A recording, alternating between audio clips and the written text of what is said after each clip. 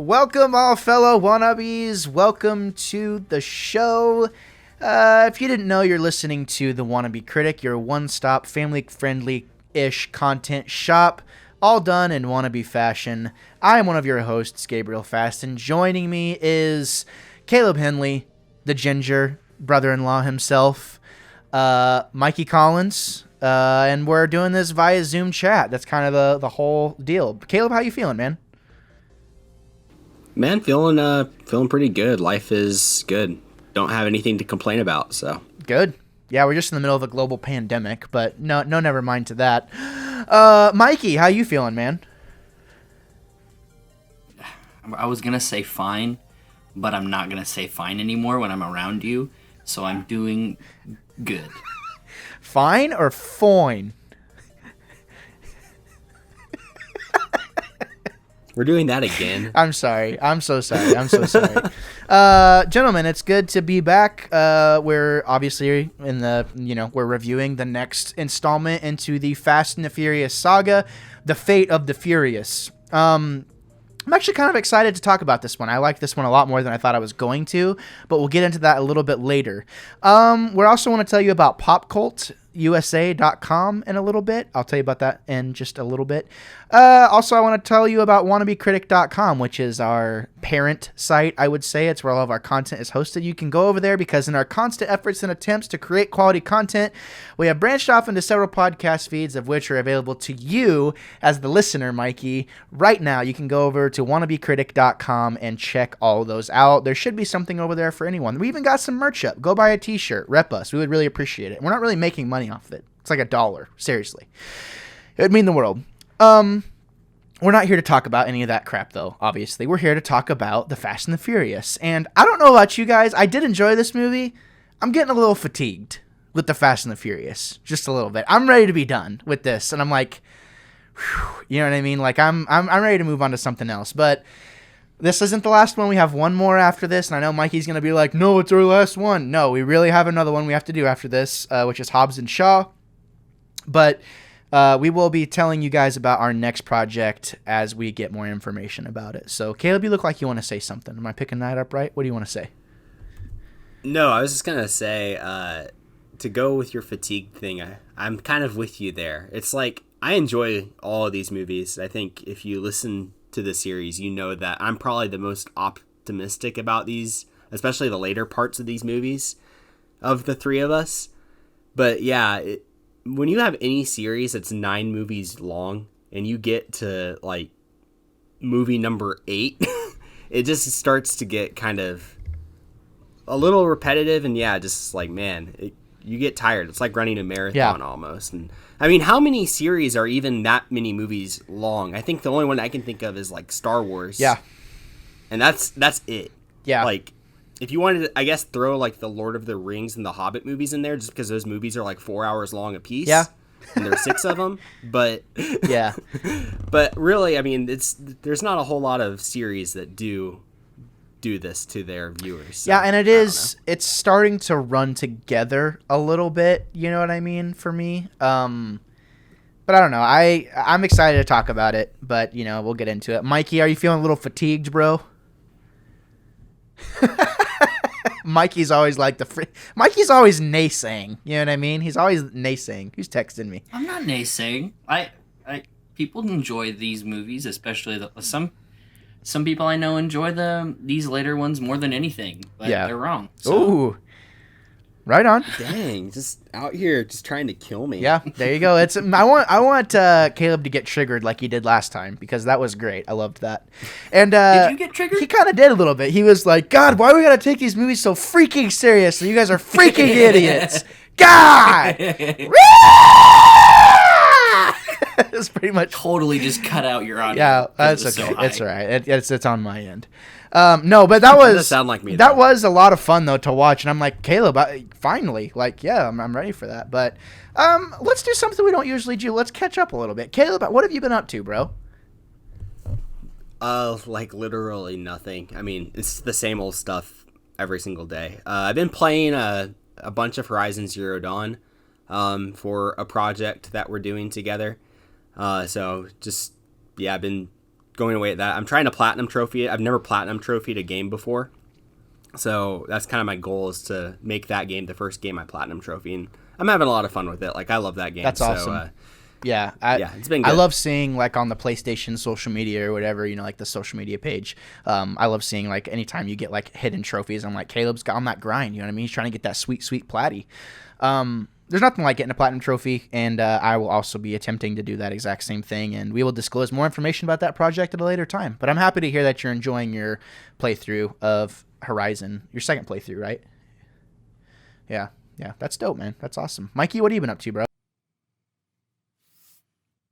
Nothing. Just work, some video games, and been kind of boring. Nice. That's awesome.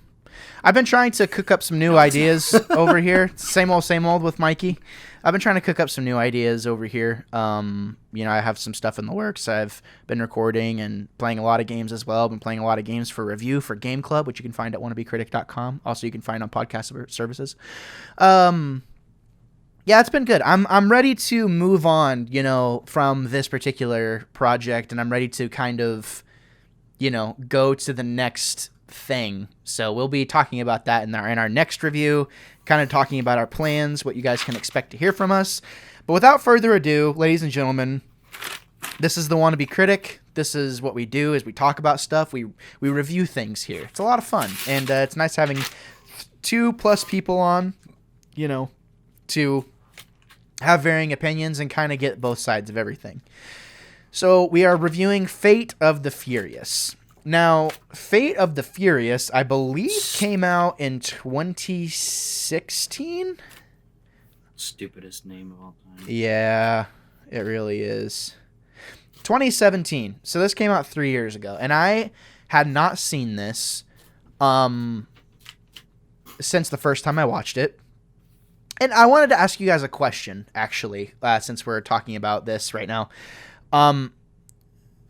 How have you guys felt these movies stacked up, like, when we were kids versus, like, now? Like, do you think it's hard? Do you think these kind of fit along the same lines as, like, Star Wars in a way, where, like, it just kind of... Do you get what I'm saying? Like, do they kind of stack up the same way? Because I know Mikey's, like, kind of crapped on them since we were kids. Like, since the fourth one came out, Mikey's like, I hate this. That's pretty much always been Mikey's thing.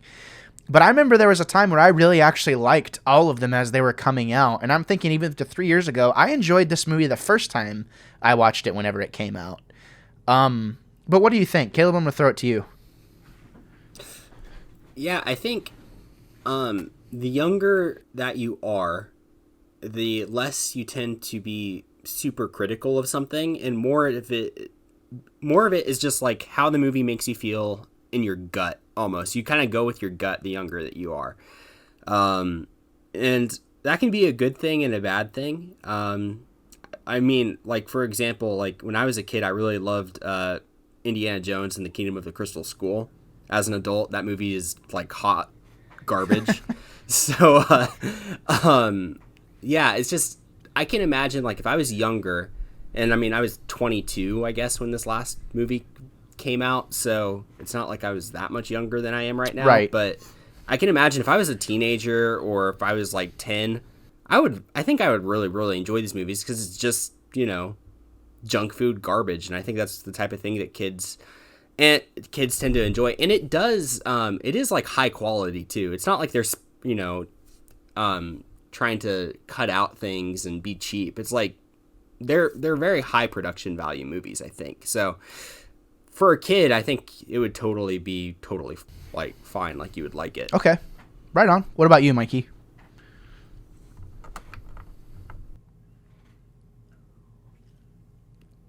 Yeah. Not a lot to say about that. Caleb's over here just like telling us his entire life story, and I'm loving it. And then Mikey's like, I hate you guys for making me watch these movies. Just drink your whiskey. You have no... I love these movies. I love them, and I also hate them. Yeah. All at the same time. I hear you. Okay, so let's go around the room. Let's start out. Fate of the Furious, released in 2017. I noticed that this has a different director this time around, so that's actually kind of cool. And I don't know about you guys, but this movie feels a little bit different than the past couple, but kind of staying in the same realm. There were just a lot of creative choices that I particularly noticed, especially like with the colors that were being used and things like that. Could have kind of stood out to me, and we'll kind of get into that a little bit later. But Mikey, I'm going to throw it to you. Do you like this movie? Yes or no? Okay. Caleb? Yeah. You know, Knew it. I did this stupid rant last week, and you know, it's the same principle. I think that like out of all of these newer ones, and by newer ones I mean 5 through 8, or I guess you could include Hobbs and Shaw, but we haven't touched that movie yet. I think this one is the weakest out of 5 through 8. Really? I think this one's the weakest out of wow. these. Okay. And for several reasons, there are some things that just aren't like as high quality, and there is like a thing about not having Brian there. Yeah. It just makes it feel really weird. And you know, they keep talking about family, and I guess it's true. It's like, okay, it's Dom, but he doesn't have Brian or Mia there to connect him to the rest of the characters other than Letty. So it's just, it makes it kind of weaker. And I do appreciate some of the things. They kind of went out on a limb on like some of the ideas that they did to try to make it interesting. But to me, this is the weaker one. But yeah, I like the movie. Like, it's a totally fine, dumb movie. And it's fine. Like, I don't know. You've heard this all from me before. Yeah. I don't know how critical you could really be of these stupid movies, but I don't know. Yeah. I'm looking forward to it, Mikey. Like, I love dumping on these stupid movies. I mean, they're dumb movies, but like that doesn't mean that I can't like it. That's true. I don't know. I agree with you, Caleb, and I fall in the line of kind of in both of you in that I see in a lot of ways these movies can do no wrong because they are enjoyable. The last one that we watched, it didn't really hit anything for me personally, until the very end. This one felt different in that it felt like the XXX sequel that I always really wanted. Because this doesn't really feel like a Fast and the Furious movie at all. It feels like a Vin Diesel movie, you know? And I mean, I don't know. I think this is probably my favorite one out of the newer ones. Mikey's so mad right now.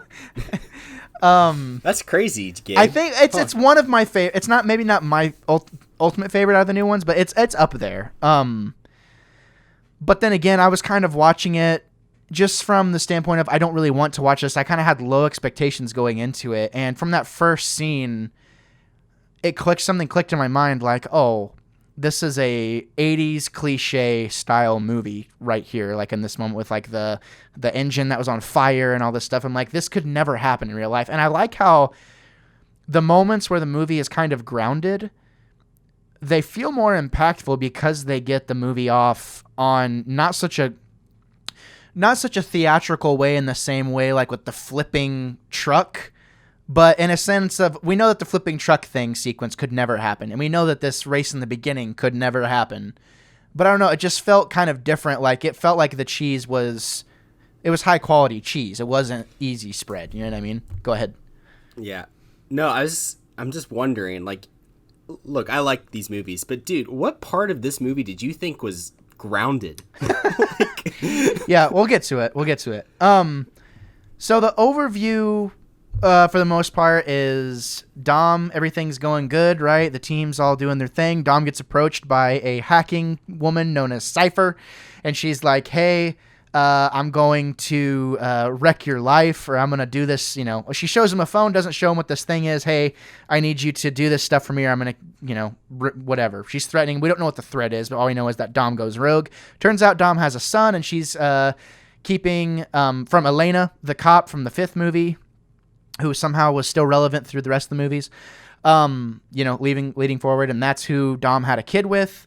And basically, Cypher is threatening Dom's family, you know, and she needs him to work for her.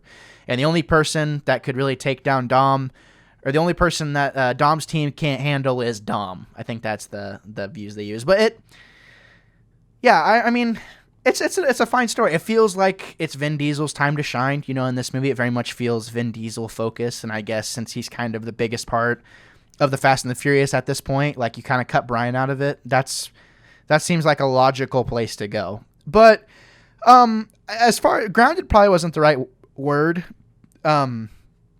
But just like the interactions, like the more somber moments, where it's a little more delicate. I think Charlize Theron's performance, she by far had one of the best performances in the movie. I really liked her as a bad guy. I thought this was probably my favorite bad guy out of all the new movies. In those moments where she's threatening Dom and she's very convincing, like that scene, there's a scene whenever, you know, she basically gives him the gun and she's like, do it. Like, go for it.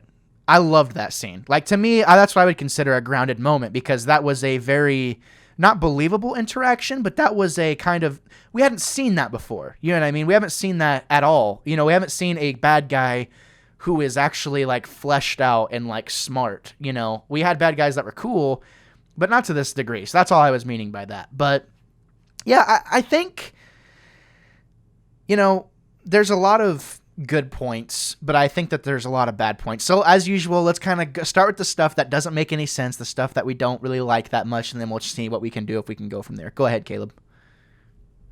I was just gonna actually comment real quick on something good, which I'm just gonna bring it up now because you just brought it up. I did really appreciate. I think that this movie probably has the most interesting story of any of these newer ones, in that it pits Dom against the crew.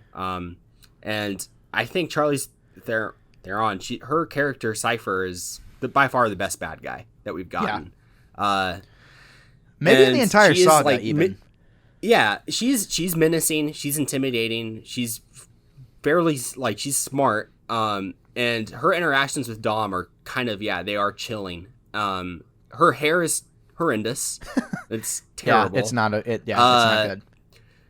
But one of my favorite interactions, I think, in the movie is where Dom tells her that if I were you, I would kiss my son because he's the only reason that you have any of this or that you're still alive or whatever. I thought that was really, really cool. Like, you know, she's basically being a jerk and he's just like done with it and pissed.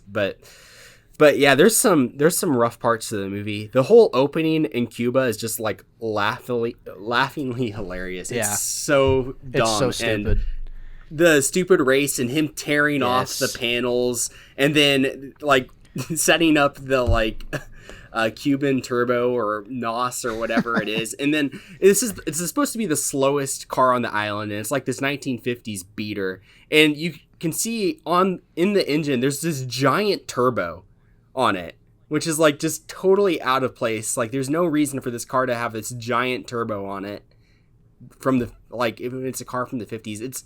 It's so laughably ridiculous and hilarious, but it's bad. No, Mikey, I'm gonna throw it to you really quick. What anything to say on the, you know, the beginning or the bad guy? We're gonna start with the bad stuff, obviously, but you know, Caleb wanted to start or comment on the you know, the bad guy. You think the bad guy's good in this one?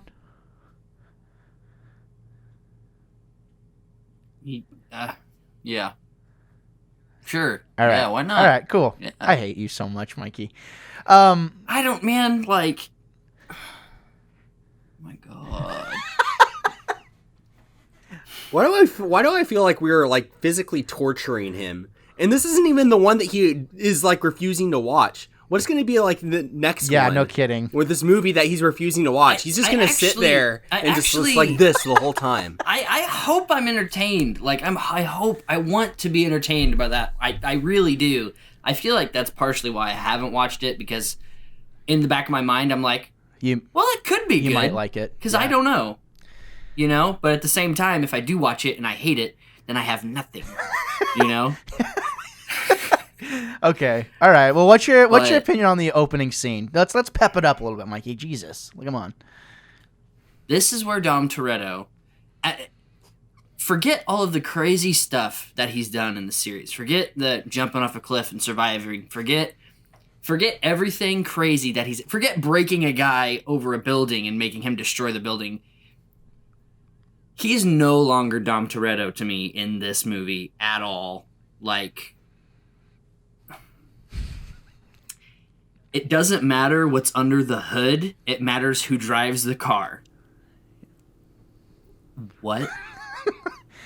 Yeah. Didn't they literally say that in the first Fast and Furious? I'm sorry. No. They said it doesn't matter how you stand by your car. It's how you race your car.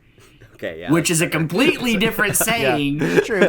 What under your hood is all the car is. Like, sure, you could put the same driver behind a car. It's at that moment I was like, oh, no, this is just not.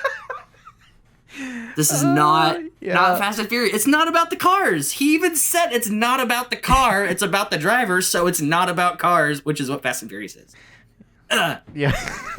So no, I did not like the opening scene. Okay. At all. All right. So Mikey has this difficulty with distinguishing, like, not distinguishing, with accepting what these movies have become. We after the past 4 movies, we have firmly established that. I'm going to talk about the opening sequence. It was absolute cheese, 80s movie, retarded, like, not supposed to be believable at all. And yeah, at this point, there is literally no DNA left of... At this point in this movie, there's no DNA left of the newer movies. Really, the only through thing that the entire thing is that, you know, the team has been established, the heist team has been established, you know, in this 8th movie. But the whole family thing, like, Dom is... Mikey hit it on the head. Dom Toretto, that we see now, is not the same Dom Toretto we got in Fast and Furious, the first one. He wasn't the same Dom in the 5th movie. He wasn't the same Dom in the 4th movie. Vin Diesel has changed, and it's like Vin Diesel kind of forgot how to be himself a little bit, because really, from a point in time, that's all Vin Diesel really was, is he was Dom Toretto in every single movie he was in. Like Xander Cage, same dude. It's the exact same guy. Like, come on, it's just Vin Diesel being himself. But as he got more famous, got older, it's like that kind of mentality seems to kind of have gone out the window, and now I feel like at this point the cast has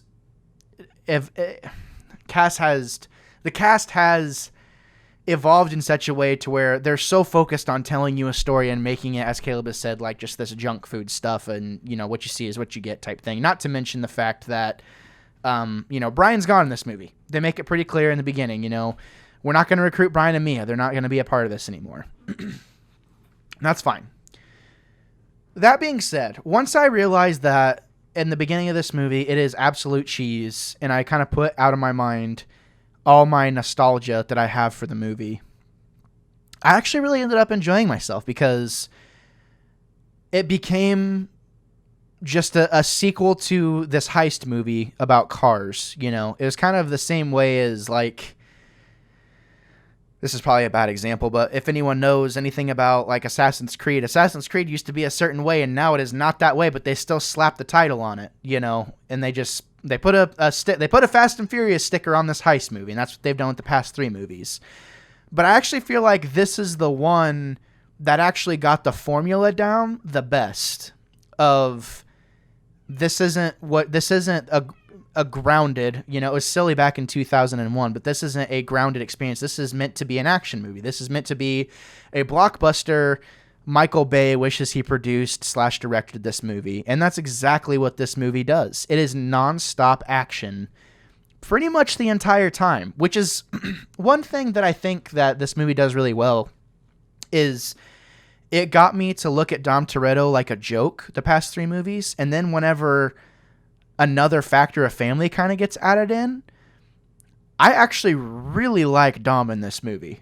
Probably the most I've liked him since the first movie, because it actually feels like his actions are justified, and it actually seems like what he's trying to do makes sense. And I think the reason it didn't work in Fast 5 as much is because the chemistry between him and Michelle Rodriguez did not age very well, in my opinion. And Michelle Rodriguez at this point, like, I don't even understand why she's even really in the movie. She does nothing for me. They just kind of have to put her in there because she's part of the OG cast. You know what I mean? Because Caleb, you're shaking your head. Am I hitting? Am I kind of touching on what you're thinking too? I'm just thinking if Dom had just stayed with the hot Brazilian chick in the beginning, then none of this would have happened. Yeah, it's true. And he'd probably be much happier. He probably would be. Why would you not do that? Yeah. Like, come on. Yeah. Yeah. No, I agree, and it's hard because, like, man, you know, movies make money. You know what I mean? Like, movies gonna movie, and it's like being able to weave her in, and then not only I feel like killing Elena is actually kind of a bold and risky move in some ways because, like, we've kind of gotten attached to her at this point a little bit. You know what I mean? Like, we kind of, I don't know, like, I was kind of shook a little bit, you know, whenever they killed her. And, like, this kid, and I don't know, I just feel like I can't believe I'm saying this. I can't believe I'm saying that I think this movie does the action movie thing really, really, really well. But if you try and make it a Fast and Furious movie, it doesn't sit well because that's not what it is. Mikey, what do you think about everything I just said? About it not being a Fast and Furious movie? Yeah, I mean, like, do you think that the formula has gotten better? Like, do you think that the action movie, is this a good action movie? What do you think? What? Oh my God, you do not think this is a good action movie? What do you want? Freaking Jason Bourne nonstop? I mean, I would like a slight hint of realism. Okay. Like, I mean, yeah, it's junk food movie, and yeah, it's Fast and Furious blockbuster movie, but I mean, you can try, you know? Like, it's almost like it gets to a point of, like, unrealistic actions and stuff for me where I'm just like, a 10-year-old could write this. I mean, well, and and that's not a bad thing for some people, and that's not a bad thing all the time. Sometimes I want that in a movie, you know?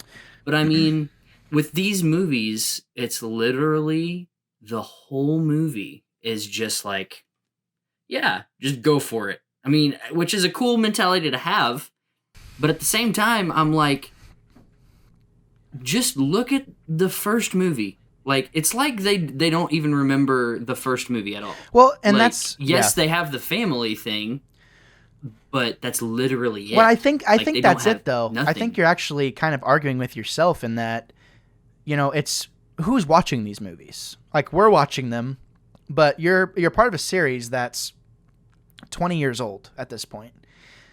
And who's going to watch these movies? Families. Families are taking, you know, people our age are taking their kids who were our age when we watched the first movie. You know what I mean? Like, they're taking their kids to go see these movies. The same reason they take their kids to go see Iron Man or go see the Avengers. It's the same thing. Like, it's... I don't think it is.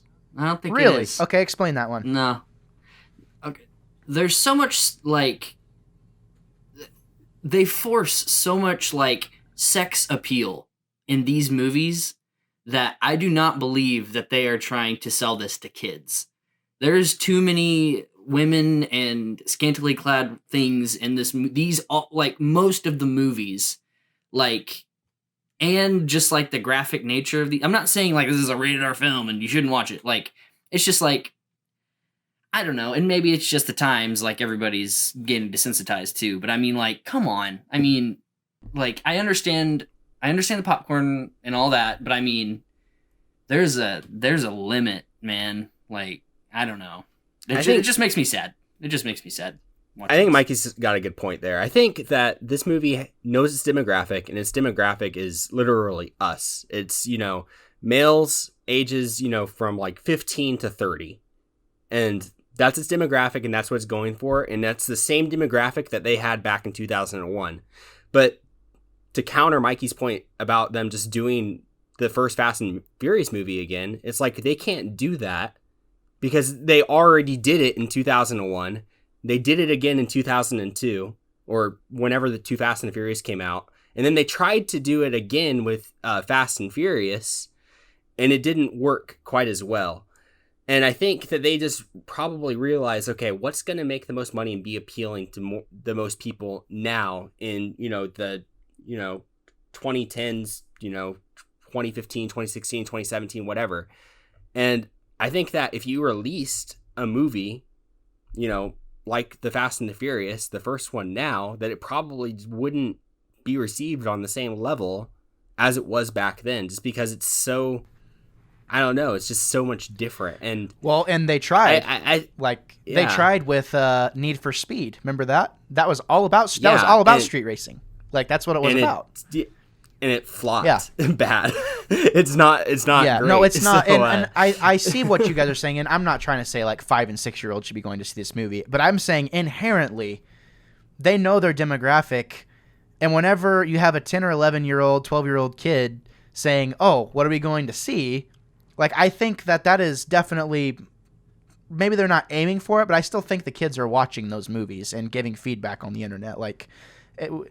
But I get what you're saying. I don't think they're designed to appeal to those kids. Like Caleb was saying, the same way that they weren't designed to appeal to that age demographic back in the day. But it was just edgy enough for us watching it, and we were like, ooh, this is, you know what I mean? It just felt that way. So I get what you're saying, you know what I mean? But yeah, and I don't want them to make another Fast and Furious one. I don't care if it's anything like that at all. I'm just talking like, just give me like 30 minutes. 30 minutes of just like character development and just something, I mean, like, and you can tell they try to do that. Like, in 4 and 5, they tried to do that, but it's just like, it's also the hindrance of the actors. Like, they're not the best actors, so they can't really do that much. So you don't feel like Dom had a good character arc in this particular movie? He didn't do anything.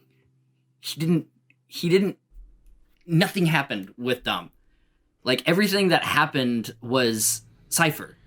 Yeah, I mean, like, think about it. Like, what did he do? He drove his car around and he attacked the team one time and didn't do anything to it. Go ahead, Caleb.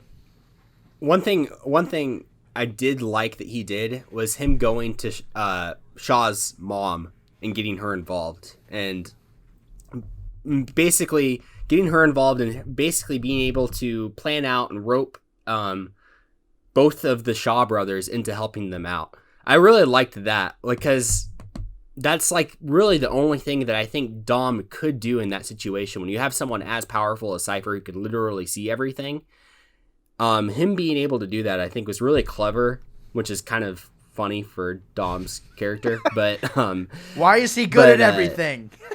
Yeah. But I liked that part of it. I thought that was cool. Yeah, I don't know. I feel like we've seen so much of Dom, and I think that they've seen, maybe in their minds are thinking like, well, Dom a lot on screen is not what we want. We want the moments that he is on screen to be impactful. And I thought that was well executed in this particular movie. But Mikey brings up a good point. He didn't do a ton other than basically just take orders. You know what I mean? And there's so many moving parts. You could very much say that this is kind of like the Avengers of these movies, because we have every character pretty much coming back in that's not alive. You can't say that about every Fast and Furious movie game. I don't. Caleb was the one that said it. But this one... It's been said in like the past 4 Fast and Furious movies. I wouldn't say that about this movie, because you're not... I don't think it's that. And I don't think you're going to have an Avengers-type Fast and Furious movie now that Paul Walker's not in it, and now that Gal Gadot's not in it, and now that Han's not in it. And yeah. Now that the characters have been dying off, both literally and like it's been tried. What I'm saying is it's been tried before in the other movies. I think it works the best in here, especially like being able to get us to actually like the Shaw brothers. How's that happen? Both villains from the past 2 movies are somehow roped back in and are relevant again. How does the interactions, and here's the thing, and this is why I say that, because the Avengers, yes, it has been said before, this is like the Avengers, whatever, but this one feels like they've tried to make it more fleshed out. And what I mean by that is, I hated Hobbs in the beginning of his character arc whenever he started in the 5th movie. I love him now. Like, I'm actually excited to watch Hobbs and Shaw because of how... I think even The Rock kind of took a look back at his performance and be like, worked with the new direction. It's like, no, we're making fun of Hobbs. Like, we want you to make fun of Hobbs, kind of. Like with him coaching the Little League soccer team and stuff like that. Like, he just kind of brought him down. I don't know. I thought it was it was fun. It wasn't believable. It wasn't realistic, but it was fun to be a part of, if that makes sense. Go ahead, Caleb.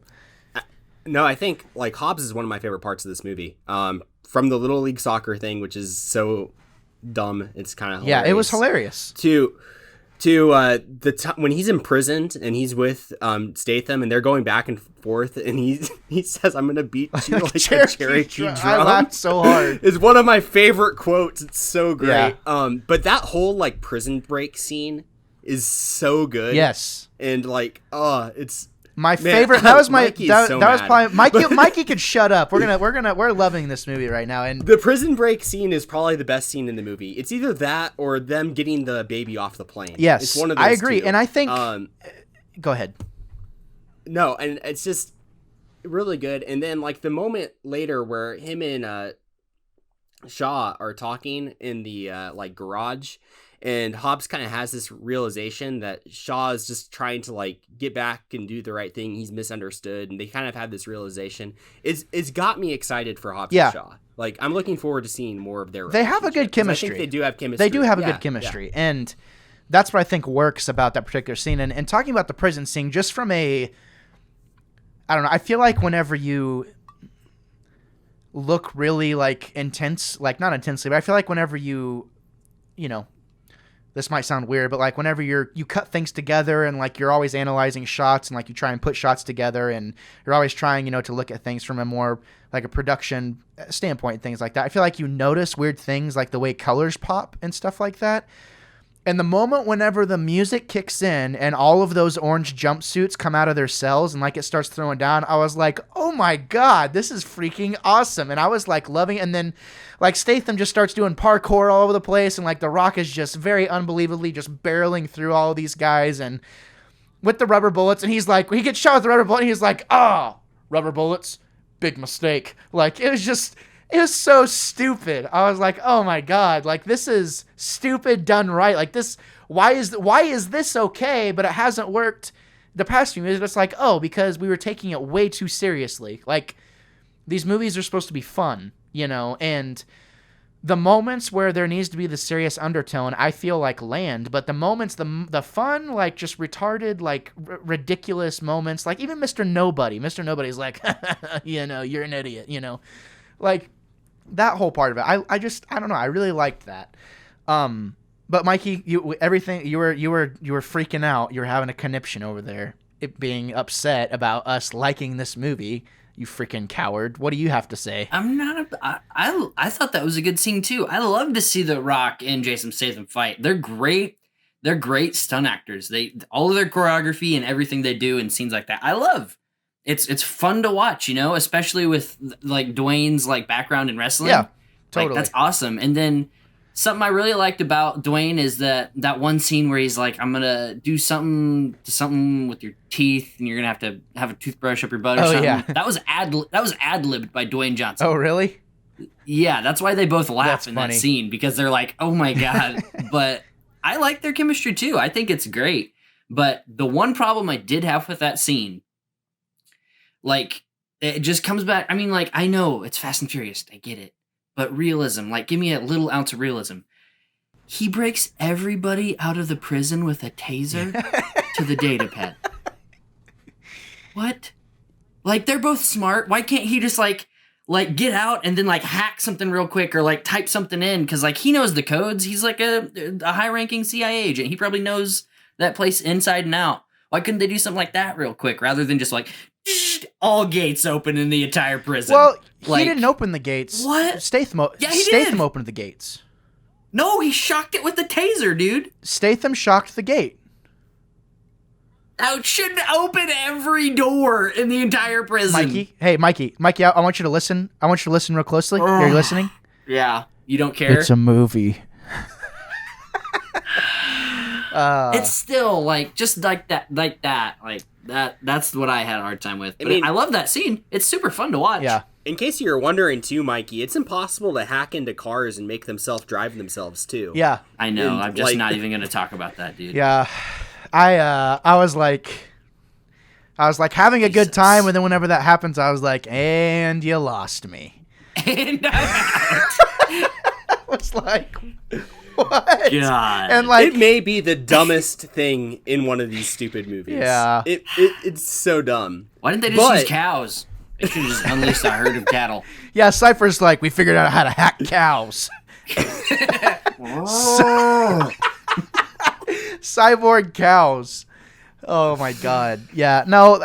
That's the next movie. That's the next one. We're going to space. We're in space cattle. Oh, there's a title for the episode. Oh my god. Space cattle. Oh my god.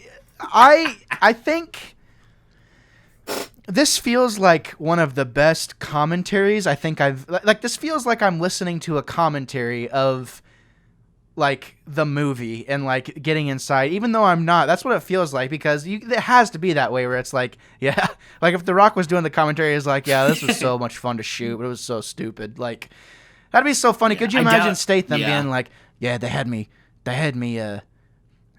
How's that gonna work, mate? They open up with a taser? Like, I don't understand. They open the entire. Yeah, exactly. The entire prison. But I think those little moments of like, wow, you couldn't make that a little bit more realistic. Those have been so far long gone. It's just like you got to start getting used to it. It's because true. There is a doubt in your mind as to if anything is going to make sense.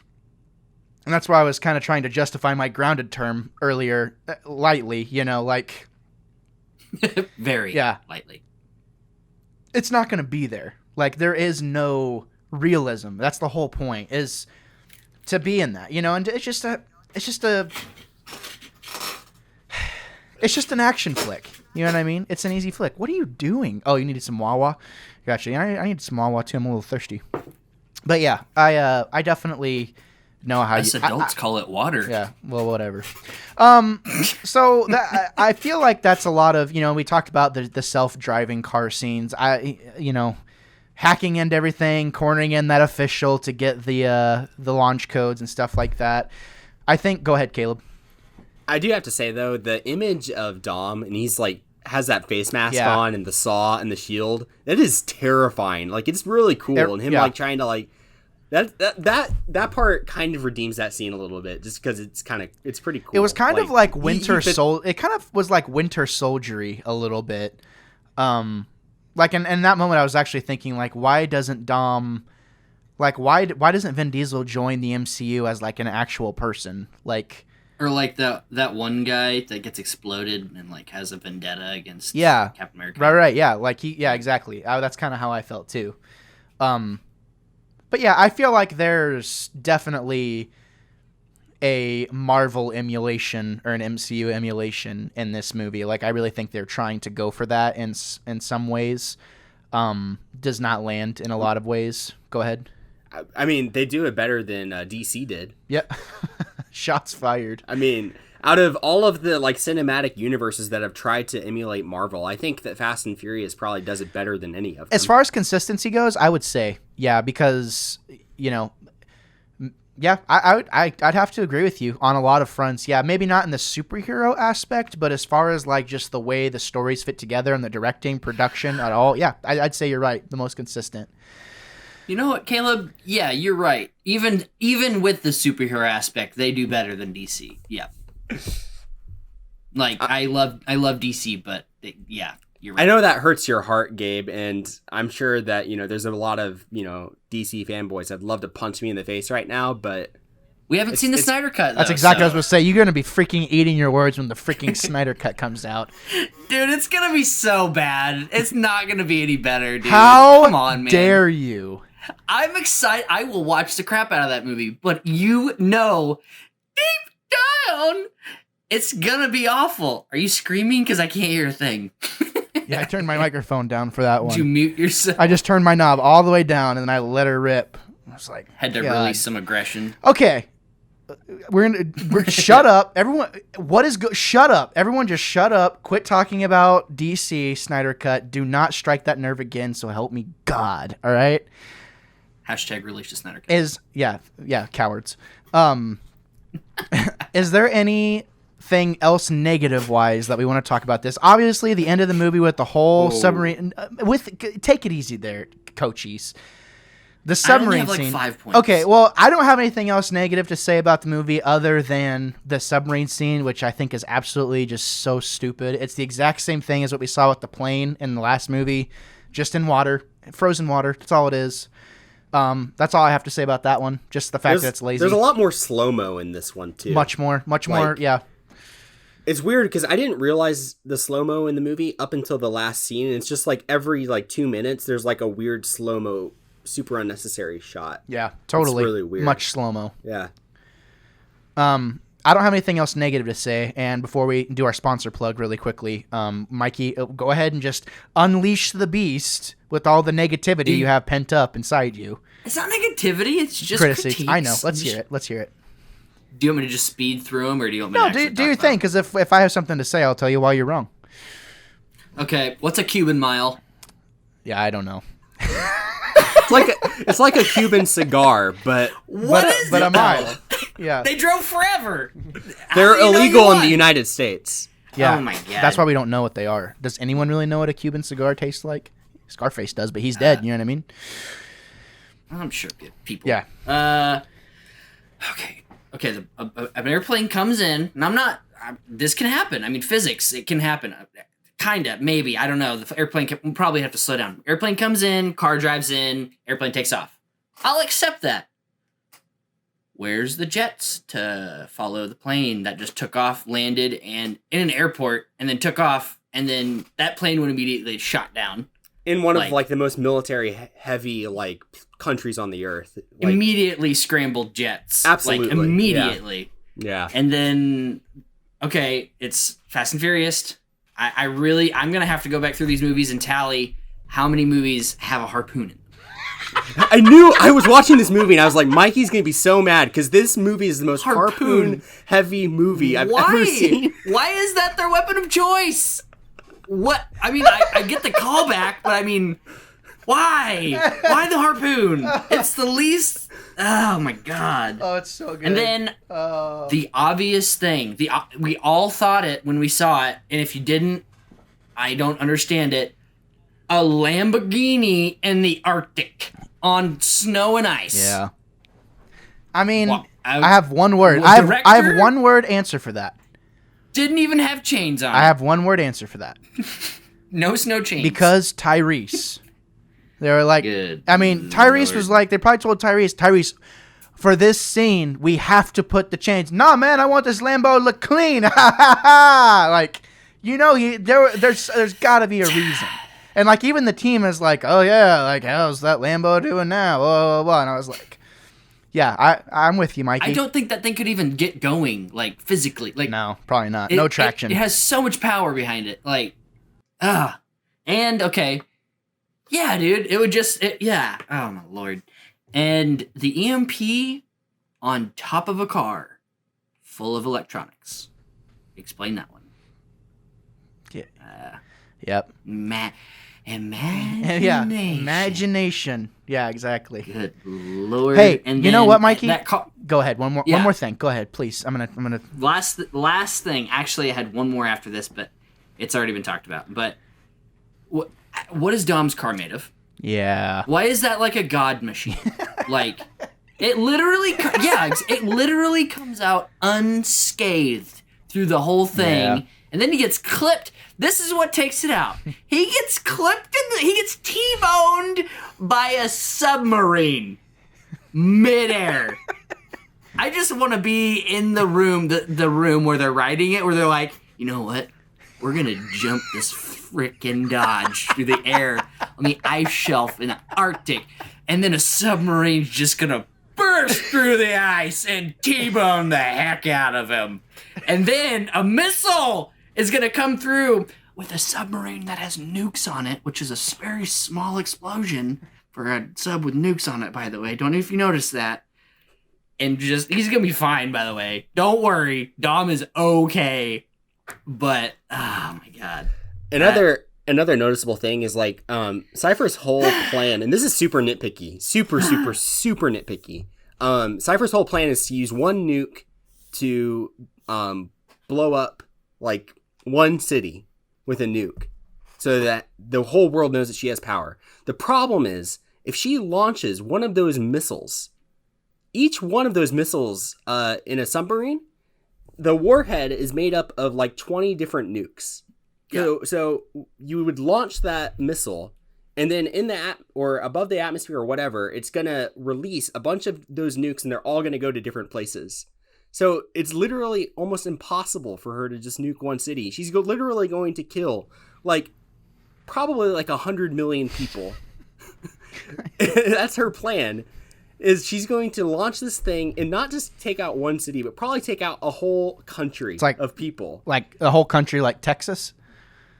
Yeah, like Texas. Yeah, exactly. Like Texas. Stars at night. RV game, right? Good. Well, astute, Caleb. Well, no, well said. I know it's really stupid and super nitpicky, but I'm just sitting there watching that. I'm like, man, I appreciate that. I do too. That's what I'm talking about, Caleb. It's super nitpicky. Get on the train. Get on the train, my friend. Caleb's like, oh my god, these movies do suck. Mikey's right.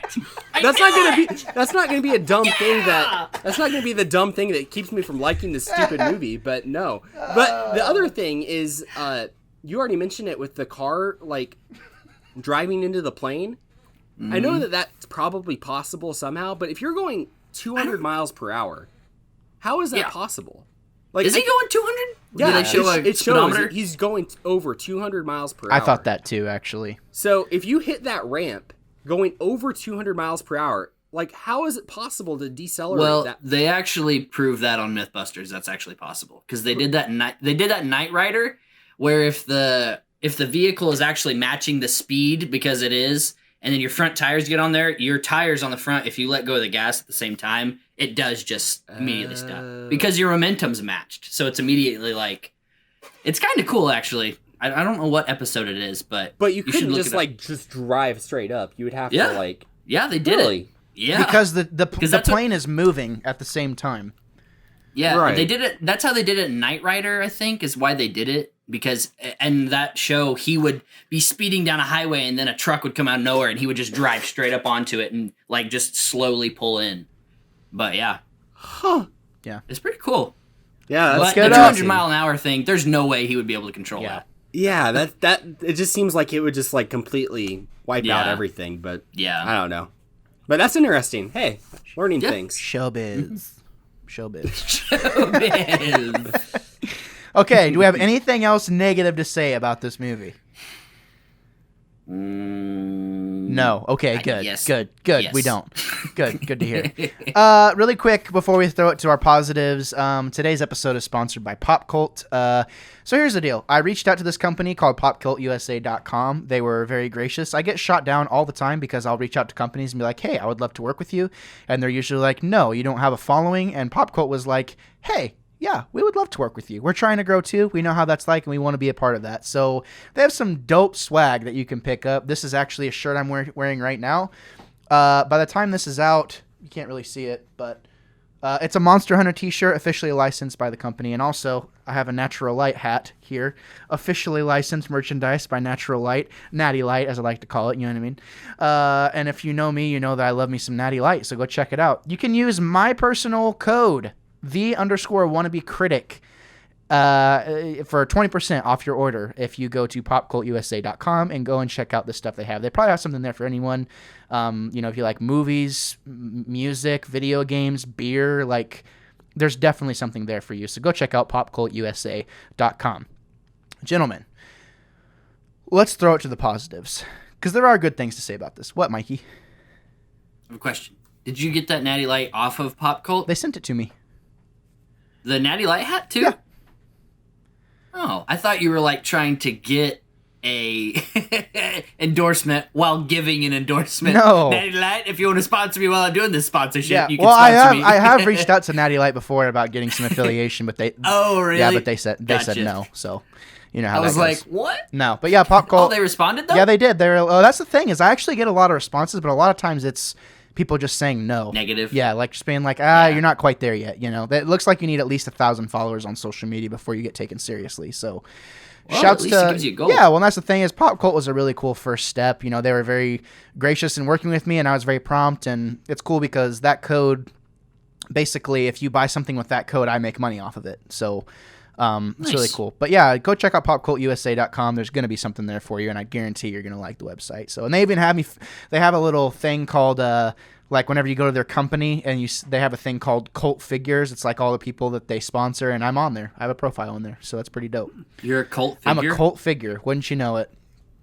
I mean, it sounds moving on. Concerning. Sounds better. Sounds worse than it actually is. But it's just a sounds better than it actually is. It's just a play on pop culture. Like, grow up, everybody. You know what I mean?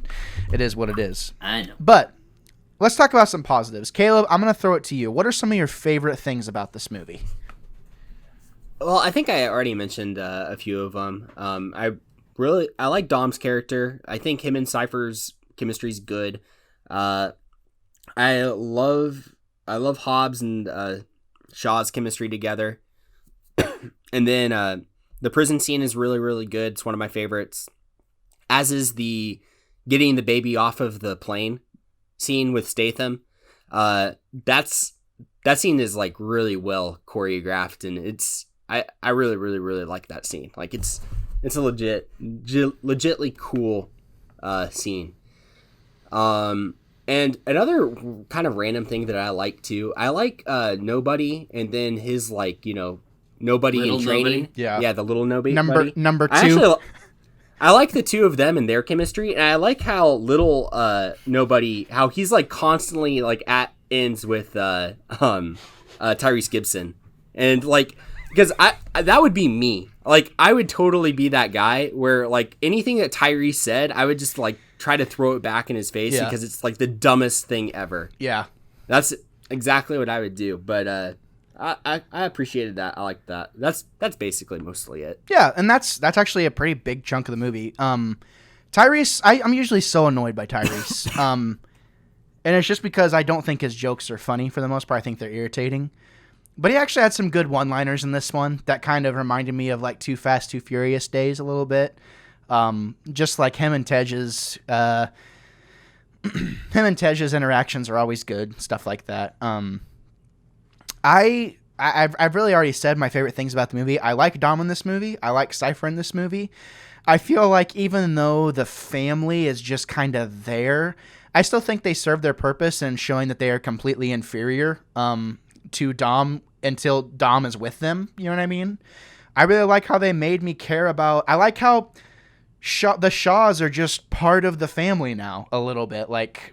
Shaw shows up and like, is saying grace with the family and just eating, and stuff. And I don't know. And like, weirdly, I'm okay with it. You know what I mean? It just goes to show like Dom's character as well. Like just kind of how he kind of goes back to the beginning of the movie whenever he gives his car away and like the bad guy, quote unquote, that was kind of getting him trouble. Like he said, this way you teach him, you know what I mean? And, I think that's kind of what he did with Shaw. He could have been a complete tool to Shaw, but he decided not to, which good on him. You know what I mean?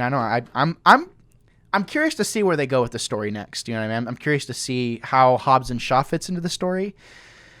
As usual, I think one thing we don't really say enough about these movies is actually how good looking they are.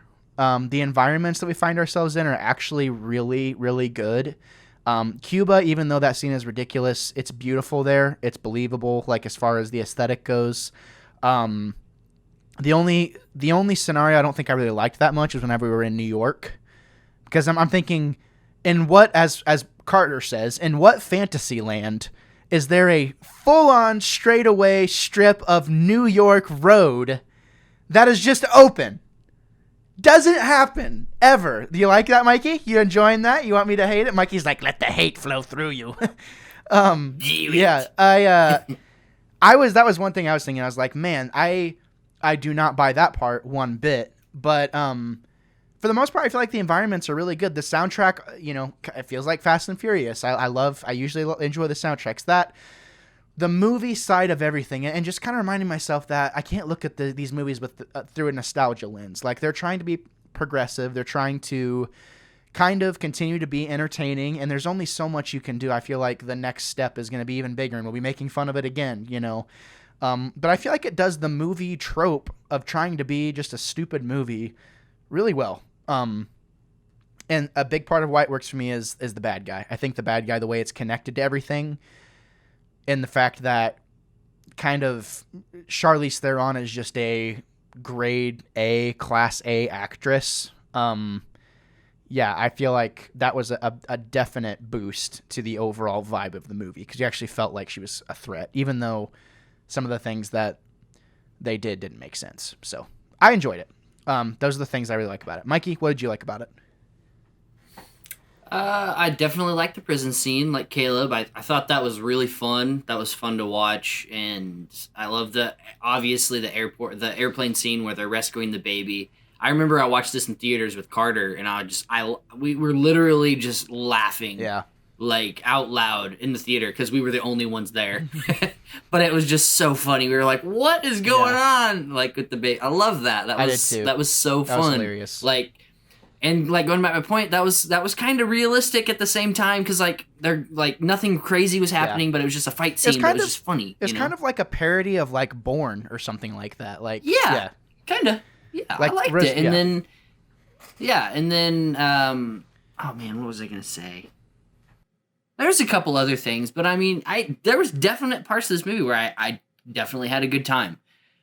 But I mean, there's also the thing about like they were definitely trying to go for the heartstrings with Dom naming his son Brian, but at the same time, like I was like, if Brian's still alive in the Fast and Furious. Like, why would he name him Brian? Like, why wouldn't he name him after his dad, who's actually dead in the Fast and Furious franchise? Or, like, Or like Jesse or something? Because, like, Brian, like, he'll probably see Brian in that universe, like, next week or something. So, like, he's like, by the way, I named my son after you. I love you. But, I mean, I liked it, and I also didn't like it at the same time. But those are a few of the things I feel like the Brian thing was more for us.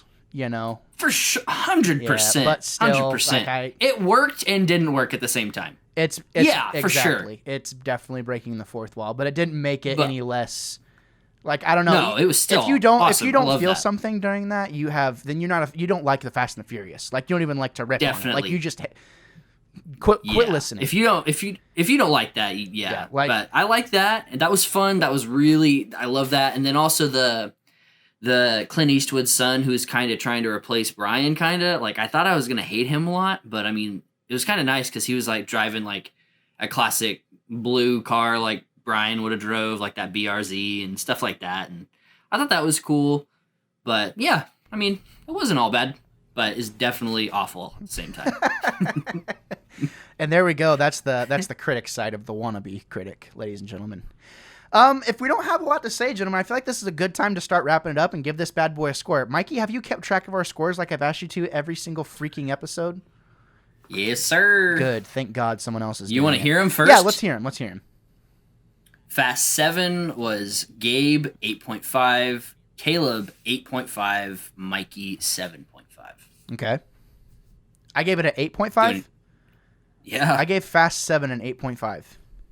You both did. Oh, yeah, that's right. Okay. You did. Cool. Yeah. Right on. Rookies. I gave mine first, I'm pretty sure. So I'm pretty sure. You did. Gabe's just a follower. I did. Well, I thought about it. I was like, yeah, you know what? That feels right. So. My rant had, I guess, some powers on him. Yeah, it did. Earlier in that podcast. You put a spell on me, you coward. Mikey, did you get any of those? The other ones is that the first time I've asked you to keep track of score? Or is there any other ones? No, I think I have most of them. Okay, so the last one. Well, let me look real quick. Talk. Okay, all right. I'll vamp for you. I mean, I listened to a podcast the other day, and it was live, so they were streaming on Mixer, and we'll do it live. Yeah, they were streaming on Mixer. Which, by the way, ladies and gentlemen, I'm thinking about taking this show live at some point. There's ways for us to do it, so stay tuned for that. But he was like I think it was like his co-host's first time co-hosting a podcast before, and he was like trying to look for something, and he's like, dude, vamp, because it was just silent. He's like, vamp, and the guy was like, and the guy just goes, you are freaking worthless. It was so funny, and obviously he didn't mean it, but just the timing of it was hilarious. So really good. He was like, you are freaking worthless. Like after silence of just several moments of silence, but oh man, good times. Do you have him, Mikey, or not? God. I guess not. I think Okay. I only have I have Fast 7, but I also have Fast 6, if you want to know that one. Yeah, Fast 6. Let's hear it. Fast 6, Gabe was a 6, Caleb was an 8, and I was a 6.5. Okay, cool. Right on. Yeah. Rightfully so, Caleb. Well, I'm ready to score this one. So, Mikey, I'm going to throw it to you since you're always naysaying. What do you score this movie out of 10?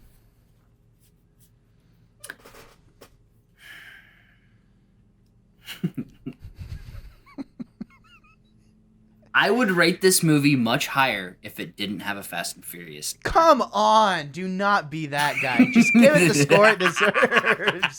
God. Okay. I hate you so much. You freaking coward. God, you're a coward. Okay, I'll give it. There was scenes that I liked, and there was definitely scenes I didn't like, but it was a fun movie. I'll give it a 7. Okay, cool. That's about what I thought you were going to give it. Right on. Good. Nice. Thank you. Caleb, throwing it to you. So this is wild, but I'm not very much higher than Mikey. I'm giving it a 7.5, and I mean, I think it's fine. Like, I like this movie. It's funny that I can say that I like this movie, and then Mikey says he hates this movie, and our scores are half a point off of each other. That's pretty funny. Because I'm a fan. Yeah, that's pretty funny. I do like these movies. That makes sense. That's but good. no, I think it's a perfectly fine movie. I think it's definitely, I don't know, the weakest of these later movies, but I like it. I think it's good. Man. Okay. Well, I'm just very much in the far opposite of you guys. I think the formula. You say 10 out of 10. I think I'm not going to. Do not say 10. Okay. I won't. You were. I was not going to. I promise. Oh my god. No, I'm not. I think the formula. 9.9. I think the formula that they've tried to go for with the past few movies has not been what I wanted. It has not made the most sense, and I think by this point I'd gotten so fatigued that my expectations and my critical lens might have been cracked a little bit, to where I was just like, I just don't really care anymore. So I went into it with not in a very good mood, not very high expectations, kind of not really remembering anything about it. Ended up having a great time and really being able to put that, kind of clean that lens or fix that lens a little bit and look at it for what it really is and kind of take the whole Fast and the Furious thing out of it. It's not perfect, has a lot of overly ridiculous things. I still think it does the formula that they've been going for the best. I'm going to go 8.5 out of 10. So That's high. Yeah, I mean it's a point and a half over yours and a point over Caleb's, but I don't know, I could be crazy, but I don't know, I enjoyed this one the most, I think. Dom feels right. It feels weird, and here's a big part of it. I don't miss Brian. You're dead to me. Sorry. I know it's tough, but don't miss Brian? I miss him. He didn't feel like the story they were going for of he has his own life, is doing his own thing. It felt kind of right to me, honestly. They definitely filled that hole for sure. Yeah, like they did. Gabe, you should tell that to his face. Oh wait, you can't. He's dead. Thank you. And on that note, terrible person. On that note, ladies and gentlemen, thank you for tuning in to this episode of the Wannabe Critic Podcast. You can catch us every week, every Monday. We do something similar here. We've been having a lot of guests on the show more recently. That's been really fun. And obviously, stay tuned because we're going to be, going into a new series after we do Hobbs and Shaw. We've got a lot of things. We've been having some production meetings, kind of talking about some things. So stay tuned because it's going to be good. Gentlemen, do you have any final notes you'd like to add to the show before we close out today? Nothing? Caleb? All right. Dope. Caleb's like, I can't believe my brother-in-law just said that about Brian O'Connor. Right? I think I got misunderstood. And here's the thing. Like, if he would have been in it, that would have been great, but they kind of like Mikey said, they filled the void kind of in a way, I feel like. And it felt... You miss him, but he's also, like, you don't notice that he's Exactly. I miss him. It would have been awesome if he would have been in here, but I don't notice that he's not in the movie. So no disrespect to Brian O'Connor. And I know he's dead, but, it is what it is. He had a family. Yeah, he really did. It was really sad, kind of tragic. Ladies and gentlemen, thank you so much for tuning in. Oh. We appreciate you listening. Obviously, we do everything here in good fun. We're not trying to step on anyone's toes, but we joke. Comedy's dark sometimes. You know what I mean? It's just how it goes. But thank you for preparing yourselves for a plethora of hot takes and potentially unpopular opinions. Thank you for tuning in. I'm Gabriel Fast. Caleb, say goodbye. Goodbye, everybody. Say goodbye, Mikey. So long.